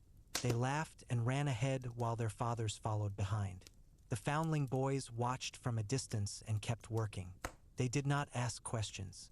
They did not want to know why life was different for them. They learned to move quietly. They learned to listen without being seen. They learned to stand still when someone important walked by. They did not look up. They did not speak. They waited until they were told what to do next. When it rained, they worked in the rain. When it was hot, they worked in the heat. When it was cold, they worked with stiff fingers and sore feet. They did not complain. Complaining led to silence or punishment.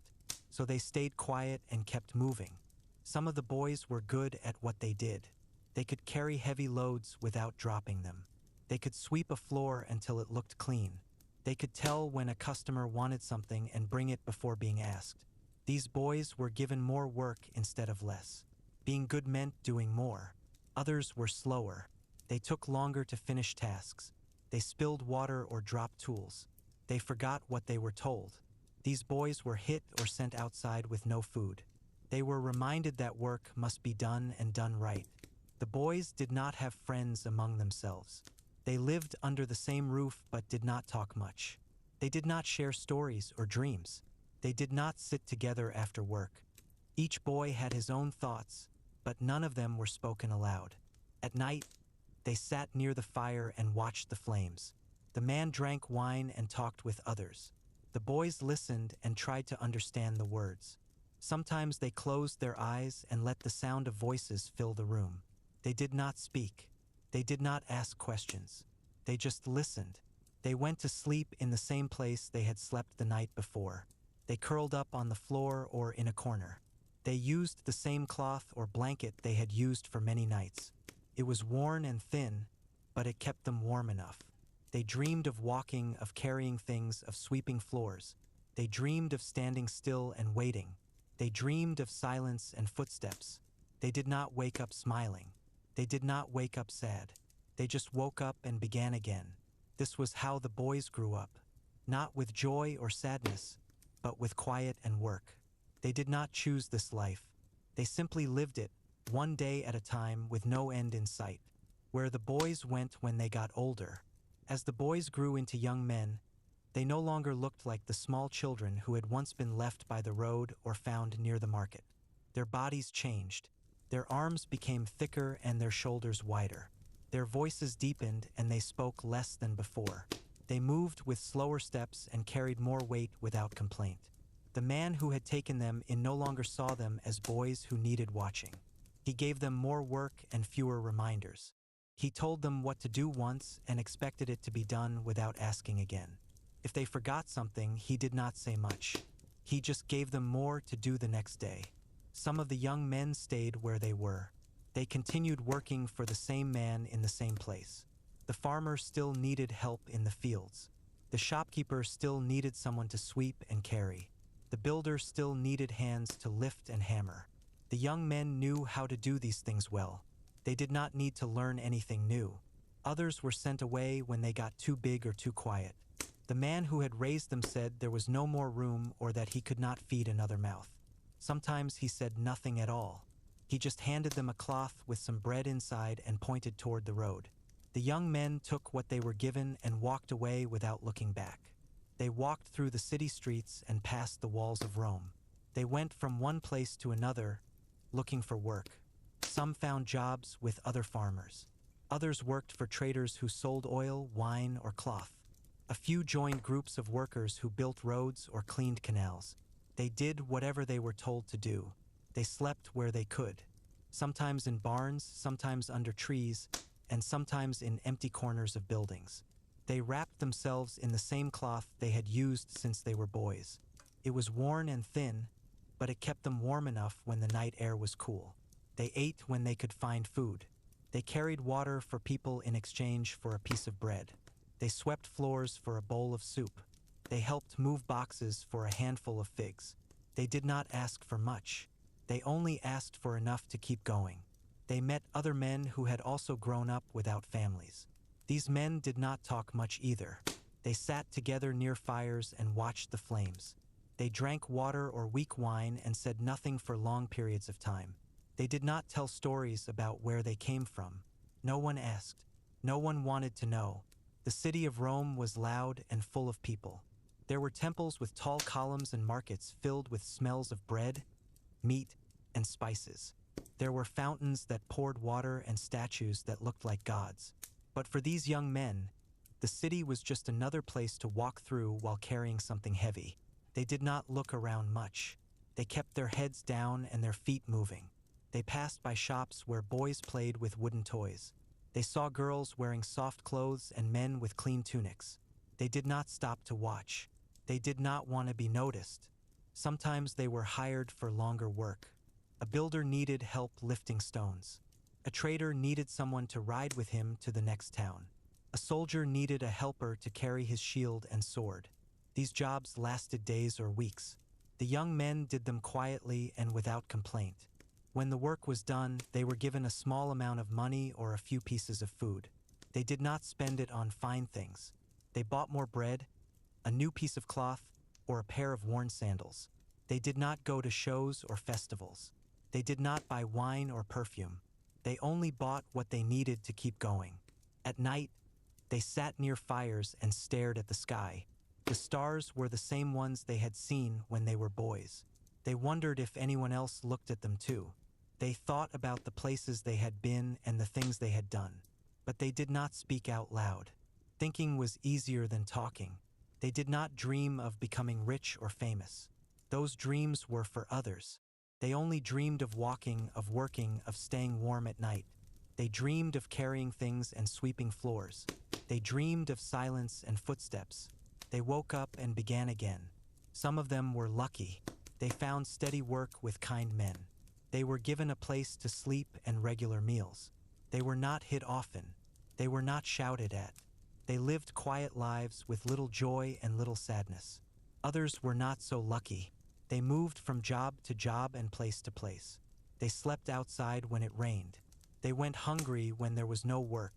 They walked long roads with sore feet and tired backs. They did not complain. Complaining led to silence or punishment. There was no end to this life. There was no sign that things would change. Each day looked much like the last. Work in the morning, rest at night, and silence in between. They did not expect more. They did not ask for more. They simply kept going one step at a time. This was where the boys went when they grew older. Not to great cities or rich homes. Not to war or glory. Just to quiet places and slow days. They walked the same roads they had walked before, only now they carried heavier loads and wore older clothes. And so they went on with no name, no home, and no story to tell. The jobs that most foundling men had. Most of the men who had been found as boys did not have many choices about what they could do for work. They were not taught to read or write. They were not trained to become doctors, teachers, or merchants. Their lives were shaped by what others needed them to do. And so they did those things day after day without much thought. One of the most common jobs was working in the fields. These men rose early and went to bed late. They worked under the sun when it was hot and under the clouds when it was cold. They pulled weeds, planted seeds, and carried baskets full of fruit or grain. Their hands became rough from holding tools. Their backs ached from bending over for long hours. But they kept going because there was no other choice. They worked for farmers who owned land outside the city. These farmers gave them small meals and a place to sleep near the animals. The men slept on straw or on wooden shelves built into the walls. They did not complain. They simply lay down and closed their eyes until morning came again. Another common job was helping with construction. Rome was always building something: roads, houses, temples, and walls. There was always a need for strong hands to carry stones, mix mud, and lift heavy beams. These men worked from sunrise to sunset. They wore simple tunics that got dirty and torn. They drank water from shared bowls and ate bread that was sometimes soft and sometimes hard. They followed orders from builders who shouted instructions. If a man did not move fast enough, he was told to go faster next time. If he dropped something, he was told to pick it up and keep going. There was no praise, only silence or more work. These men did not talk much while they worked. Talking slowed them down. Silence made the day pass quicker. Some of the men worked in markets. They helped traders sell oil, wine, cloth, and bread. They stood behind tables and watched people walk by. They called out what was for sale and how much it cost. Some customers were kind. Others were loud and angry. The men learned to smile when someone bought something and to stay quiet when someone walked away. They cleaned the tables at night and packed the goods into boxes.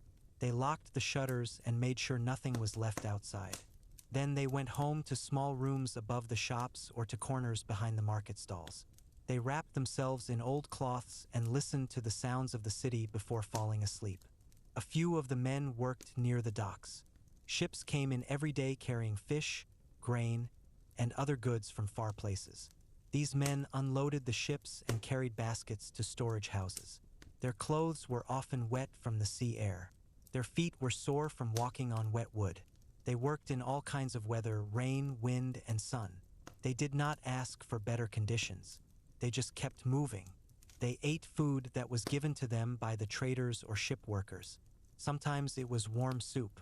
Sometimes it was dry bread and cheese. They sat on crates or on the ground while they ate. They did not talk much. They looked at the sky or at the ships and thought about nothing in particular. Other men became helpers to soldiers. They carried weapons, cleaned armor, and set up tents when the army camped. They followed the soldiers from one place to another. They walked long roads and slept under the stars. They did not fight. They only helped. They were given food and a small space to sleep near the fire. They watched the soldiers train and play games. They saw them drink wine and tell stories around the fire. The men did not join in. They stayed quiet and waited to be told what to do next. When the army moved again, they packed up and followed without complaint. Some of the men worked in homes as servants. They swept floors, carried water, and cleaned tables for rich families. They wore clean tunics but spoke very little. They did not look at the people they served. They kept their heads down and their hands busy. They were given small rooms to sleep in and small portions to eat. It was better than sleeping outside, but not by much. They did not make friends among the other servants. They did not share dreams or memories. They only worked and waited. If someone asked them a question, they answered quietly. If no one asked, They stayed silent. They knew that being seen too much was not good. Being useful without being noticed was best. There were also men who worked alone. They collected wood, dug holes, or cleaned streets. They did not work for anyone in particular. They took whatever jobs they could find. Some days there was work. Other days there was none. When there was none, they sat near walls or under trees and waited for someone to call them over. They begged for food when they had no money. They traded pieces of cloth for bits of bread. They did not smile much. Smiling made others think they were weak. They kept their faces still and their eyes low. They walked slowly through the city with nothing in their pockets and nothing in their minds. These men did not dream of becoming leaders or heroes. Those dreams were for boys who had families and names. These men only dreamed of walking, of working, of staying warm at night. They dreamed of silence and footsteps. They woke up and began again. Each day was like the last. Work in the morning, rest at night, and quiet in between. They did not expect more. They did not ask for more. They simply kept going one step at a time with no end in sight. This was the life of most foundling men. Not with joy, not with sadness, but with silence and patience. They did what they were told. They went where they were sent. And they waited for the next day to come. How people saw them in the city and around town. The men who had once been found as boys were not seen the same way as others in the city. They walked through the streets like everyone else, but they did not speak like everyone else. They wore clothes that were worn and sometimes torn. Their tunics were patched with bits of cloth and tied with string. Their sandals had holes in the soles and made soft sounds when they walked. People saw them but did not look at them for long. They were not rich. They did not wear fine fabrics or carry gold rings on their fingers. They did not ride in carts or walk with guards behind them. They were just men who moved from place to place, doing what needed to be done. Some people knew where they came from. They had heard stories about boys left by the road or taken in by kind or not so kind men. But those stories were old. They were told quietly and not often. Most people did not think much about it. The past was the past. What mattered now was what a man could do. When someone needed help, they called for these men. A farmer needed extra hands during harvest time. A builder needed someone to carry stones. A trader needed someone to watch his stall while he went away for a short time. These men were there. They stood nearby, waiting to be asked. When they were asked, they nodded and began working without saying much. They were trusted to do simple tasks. They were not trusted with money or important things. They were given tools, but not expensive ones. They were given food, but not the best parts. They were given places to sleep, but not warm beds. They accepted what they were given without complaint. Children sometimes watched them from a distance. They saw how quiet they were, how they moved slowly and spoke even more slowly. Some children tried to talk to them, but most stopped after a few words. These men did not smile much. They did not tell jokes or play games. They only worked and then went away. Other grown-ups talked about them in low voices. They said these men were strong but not smart. They said they were used to hard work and did not ask for much. Some said they were lucky to have jobs at all. Others said they should be grateful for anything they were given. There were no big names for these men. No one wrote their stories down. No statues were built in their honor. They were not remembered in songs or poems. They were simply part of the city, like stones in the road or dust in the air. Sometimes, if a man worked well for many days, someone might call him by name. But most of the time, he was just you or the one over there. He did not mind. Names were not important. Work was what mattered. In the market, he stood near tables and waited for orders. He lifted baskets, carried jars, and swept the floor when told. Customers came and went. They looked at the goods, not at him. If they needed something, they asked the trader, not the helper. He stayed quiet and kept moving. At night, he sat near the fire and listened to others talk. He did not join in. He did not have much to say. His life was not filled with exciting things. It was filled with walking, carrying, sweeping, and waiting. He did not dream of becoming a leader or a soldier. Those dreams were for boys with fathers and homes. He only dreamed of quiet days and full stomachs. He dreamed of soft beds and warm cloaks, but mostly he dreamed of nothing at all. He did not feel shame. He did not feel pride. He simply was, like the wind that blew through the streets, like the rain that fell on the rooftops. He was there, and that was enough. People passed him every day and barely noticed. He was just another man in a city full of men. He did not stand out. He did not try to. Standing out brought questions. Questions led to talking. Talking was not always good. He kept his head down. He kept his mouth closed. He kept his feet moving. And so he went on, unnoticed and unremembered, like so many before him. This was how people saw these men. Not with hate, not with love, just with silence and passing glances. They were there. They worked. And they disappeared into the crowd again. Beliefs and stories about boys without parents. There were many stories about boys who had no parents. Some were told in the quiet hours of the night, when the fire was low and the wind moved slowly through the trees. Others were whispered in the corners of the market, where traders and workers sat and drank water or warm wine. These stories were not written down, but they were passed from one person to another, like smoke in the air. Some people believed that boys who had been left behind were touched by the gods. They said that the gods had a reason for letting the boys live when others might have died. Maybe they were meant for something important. Maybe they were meant to do hard work and suffer in silence.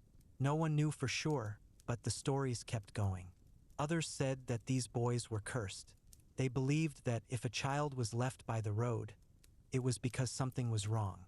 Maybe the stars had not been in the right place when the boy was born. Maybe his mother had done something wrong. Or maybe his father had made the gods angry. These people did not want to be near such boys for too long.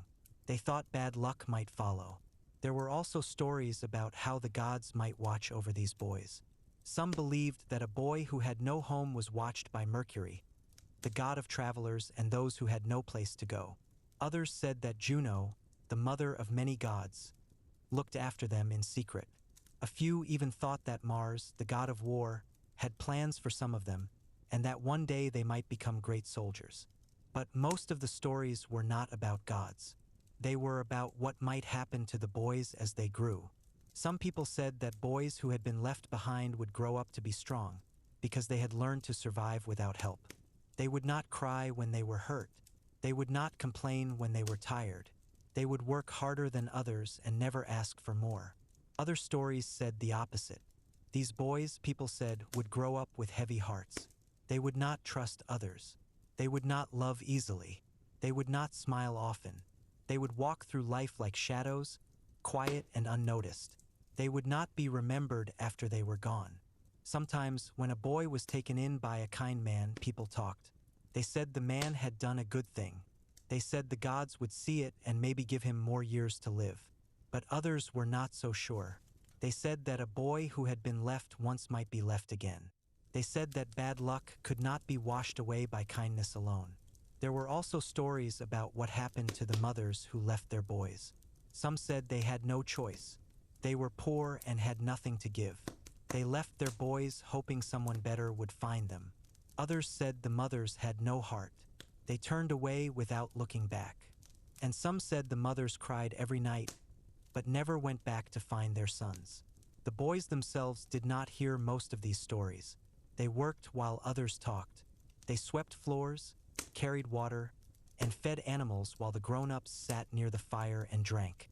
But sometimes, when the wind was still and the night was quiet, they heard bits of what was said. They heard words like cursed, lucky, or strong. They did not understand all of it. They only knew their own lives. Some of the boys thought about the stories when they looked at the stars. They wondered if the gods really watched them. They wondered if they had a place in the world. They did not ask these questions out loud. Asking questions led to silence or punishment. So they thought them quietly and let the wind take the answers. There were no real answers, only stories, and stories could be told in many ways. Some said the boys were lucky. Others said they were not. But most of the time, no one said anything at all. The men who had once been boys did not think much about the stories either. They had lived through the days and nights. They had walked long roads and carried heavy loads. They had eaten little and slept less. They did not need stories to know who they were. They were simply there, not heroes, not monsters, not chosen by the gods, just men who had grown up without names and without homes. They did not dream of great things. They only dreamed of walking, of working, of staying warm at night. And so, the stories kept going even if the boys did not listen. Some said they were blessed. Some said they were cursed. But most of the time, no one said anything at all. Because in the end, the boys grew up. And the stories were left behind, like old clothes or broken sandals. Forgotten like so many things are, what life was like for them in their later years. As the years passed and the men grew older, their bodies began to change. Their backs ached more than before. Their legs did not move as quickly. Their hands were still strong, but they shook sometimes when they tried to hold small things. The work that once felt easy now took longer. They moved slower. They rested more often, and no one seemed to notice. The man who had taken them in long ago was gone now. Some had died quietly in their sleep. Others had grown too old to work and were cared for by someone else until they passed away. A few had simply disappeared one day, leaving behind only a few pieces of cloth and an empty space near the fire. Now these men worked for others or worked alone. Some stayed with the same farmer or builder for many years. Others moved from place to place, looking for jobs that would give them food and a place to sleep. There was no home waiting for them. There was no warm bed or soft blanket. Only the road, the sky, and the next day's work. They woke up later than they used to. Their eyes opened slowly. They sat up and stretched their arms, feeling the pain in their joints. They rubbed their faces and looked around. The room was dark. The fire had burned down to embers. The world outside was quiet. They got up and walked outside to wash their faces in cold water. They drank from a bowl and ate a small piece of bread left over from the night before. It was dry and hard, but it filled their stomachs enough to keep going. The work started early. They carried heavy baskets, dug deep holes, or swept dusty floors. Their movements were slower, but they were careful. They did not drop things like they used to. They lifted with both hands and stepped carefully so they would not fall. No one asked if they were tired. No one offered help. If they could do the work, they did it. If they could not, they were told there was always someone younger who could take their place. They did not talk much while working. Their voices were lower than before. Sometimes they forgot words and had to pause before speaking. When they did speak, people listened more closely. Not because they said anything important, but because they did not speak often. At midday, they sat on stones or leaned against walls while eating another small piece of bread or a few bites of fruit. They watched others pass by. Young boys running, traders calling out, women carrying baskets. These things had once been part of their lives too, but now they watched as if from far away. In the evenings, they sat near the fire and stared at the flames. They drank water or weak wine and did not say much. Other workers talked about the day's work, about what they hoped to do tomorrow, about dreams they might have. These older men listened but did not join in. They had no big dreams anymore. Their dreams were small. Dreams of warmth, of rest, of not waking up in pain. Sometimes, if they were lucky, they found a place where they could stay for a long time. A kind farmer gave them a corner to sleep in and let them eat with the others. A shopkeeper gave them a small job sweeping each morning in exchange for a bit of bread and a warm place to sit during the coldest days. But even this kindness did not last forever. Old age brought silence. It brought slow steps and tired eyes. It brought forgotten names and unseen faces. People still knew who these men were, but they did not ask them questions anymore. They did not need their help as much. There were younger men now, stronger and faster. These older men were watched with quiet respect, but also with distance. They remembered things from long ago. They remembered the first house they lived in. They remembered the man who had taken them in. They remembered the other boys who had come and gone. Some of those boys were gone forever. Some had died.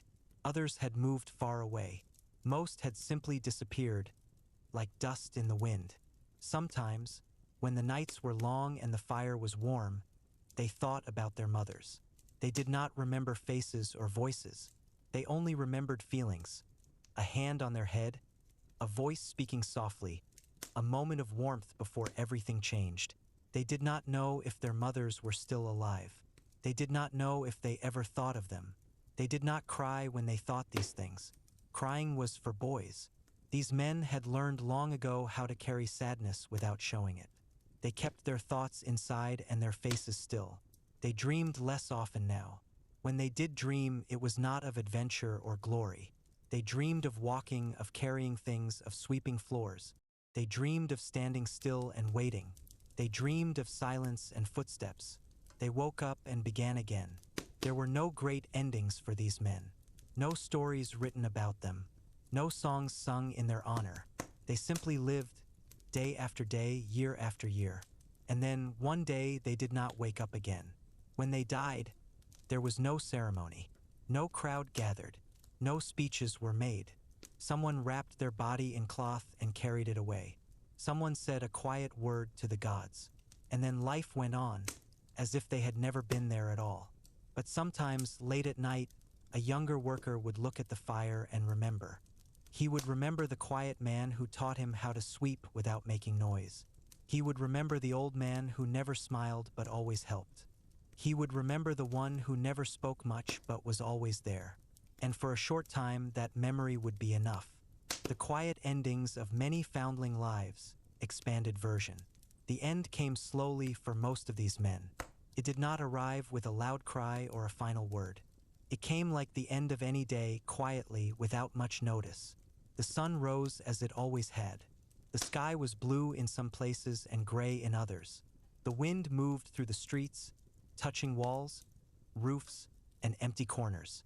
The city woke up again, as if nothing had changed. They woke up one morning and stood as they always had.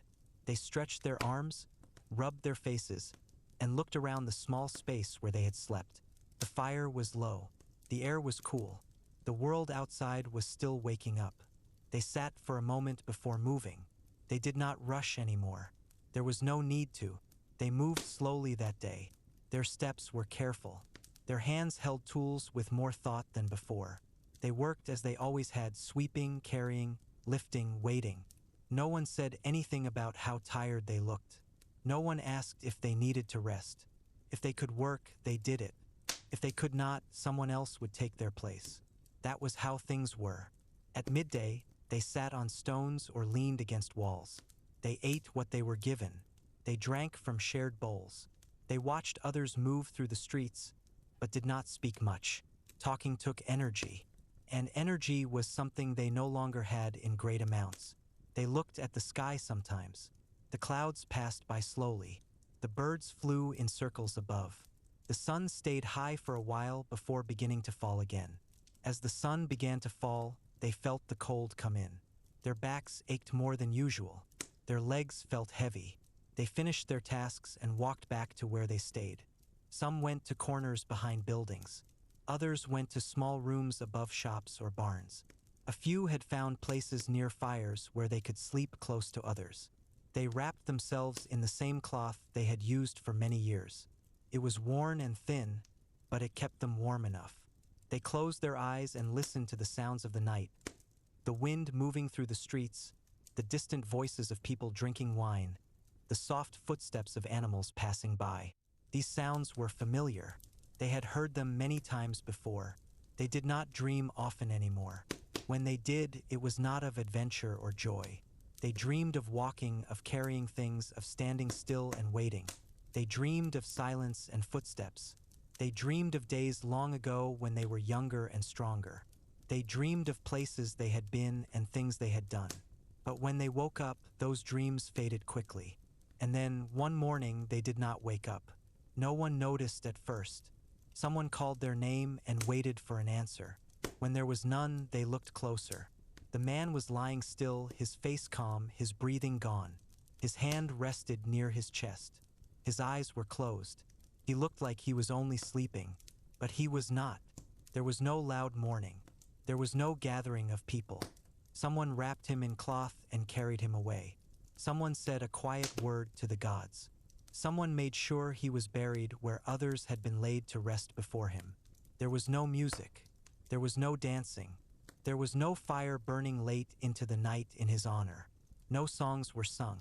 No stories were told. No one wrote down his name.